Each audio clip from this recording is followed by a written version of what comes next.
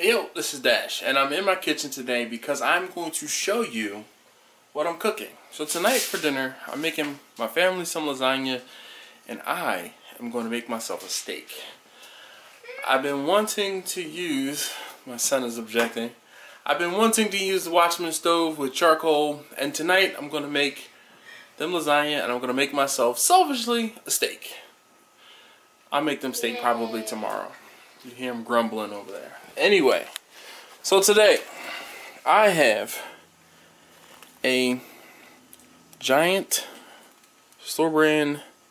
This is a, it says T-bone, but I always thought the porterhouses were thicker than a T-bone, but they mark them the other way around. This is a good inch thick, and it's almost a 2-pound steak. I'm going to season this, and you guys always want to know what I'm seasoning things with, and tonight I'm going to let you in on that secret. I'm going to be using this. This is a smoky Montreal Grill Mate seasoning. I actually like it a lot, so I'll use it when I'm cooking for myself from time to time. I'm going to spray a little bit of olive oil on my steak, and spray a little bit of olive oil or rub a little olive oil on my steak, season it pretty well, and then I'll get the grill started. So you guys ask me all the time how I do different things, and this is one of the little secrets. This is an aerosolizer, and basically what I have in there is just extra virgin olive oil, and I'm going to spray my steak all the way around, top and bottom, and then I'm going to season my steak again with that smoky Montreal steak seasoning. Just a liberal coat all over. This is actually a really thick piece of steak, so I'm going to season it a little heavier than I would normally.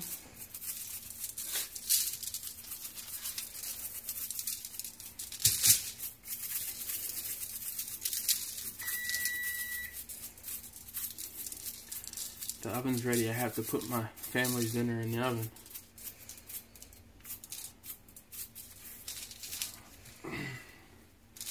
Make sure we're coated. Oh. Missed some.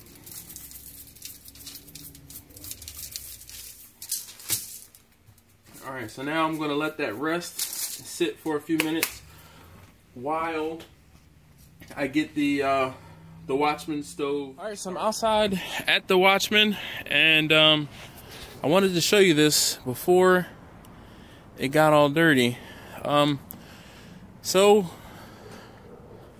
here is my Watchman, and I apologize because it's later at night and dark, and my phone is having a little bit of difficulty trying to focus. I'm going to add the charcoal, get it going, and I'll be back once I get the fire started.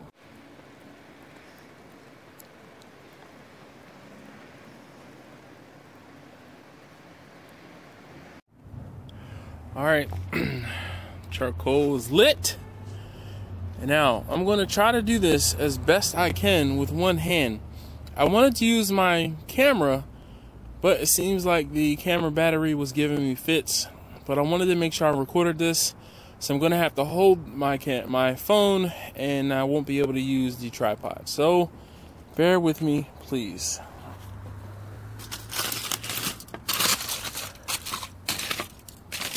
Steak unwrapped.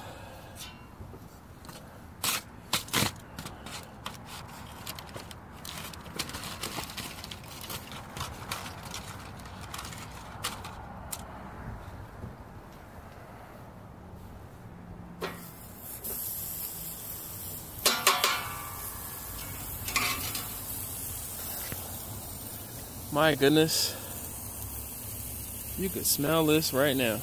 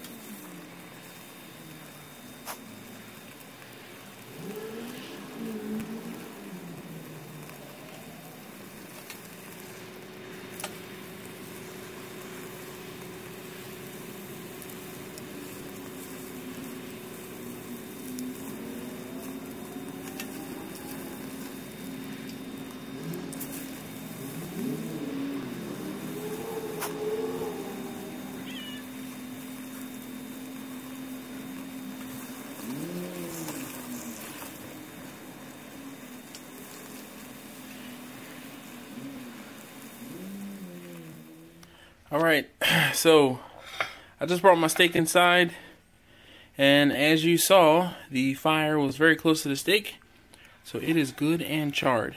I did char the entire steak. Again, this is a pretty thick steak, so I really wasn't too worried about letting the outside char really well, and I'm gonna let it rest. As difficult as this is gonna be, I'm gonna let it rest for at least a minute or two, and then I'm cutting into it. Alright, so here is my first cut, and it is a good, I think it's a little more in the rare, but I was going for mid-rare.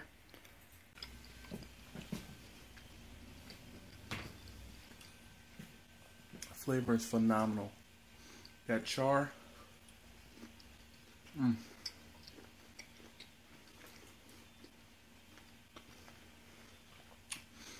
I apologize for eating like this on camera, but oh my gosh, I'm gonna tear back into this. So yeah, this is the second steak going on the Watchman Stove tonight, being cooked. This time I'm cooking it with lump charcoal as opposed to charcoal briquettes. My wife got home and she basically saw my steak with what was left of mine and told me I better make her one first. Make her one too. You know what they say, happy wife, happy life.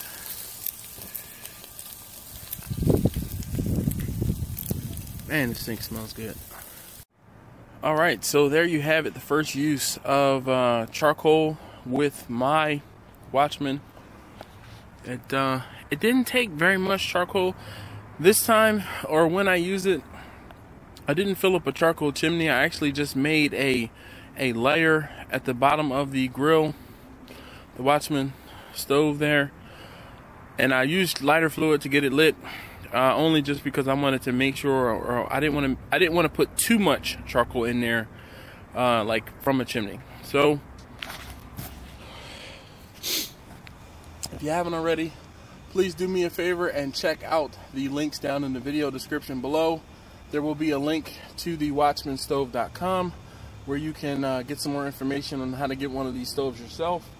The stove comes in a few different, or with a few different options. You can buy a kit that you have to weld yourself, which is currently $250. You can buy a pre-assembled, fully assembled kit, which is $375.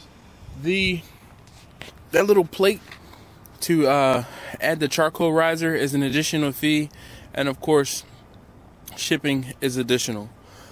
So if you want to, like I said, check out the website, the WatchmanStove.com.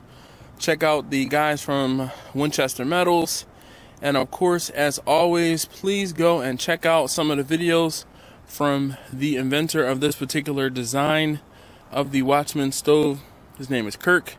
All of that information can be found down below. Thank you for watching. If you haven't already, take a moment, subscribe, and come back for the next one. Thanks. If you have any questions about how to use a grill, how to grill, just questions period, leave a question in the comment below, and I will do my best to try and answer it for you.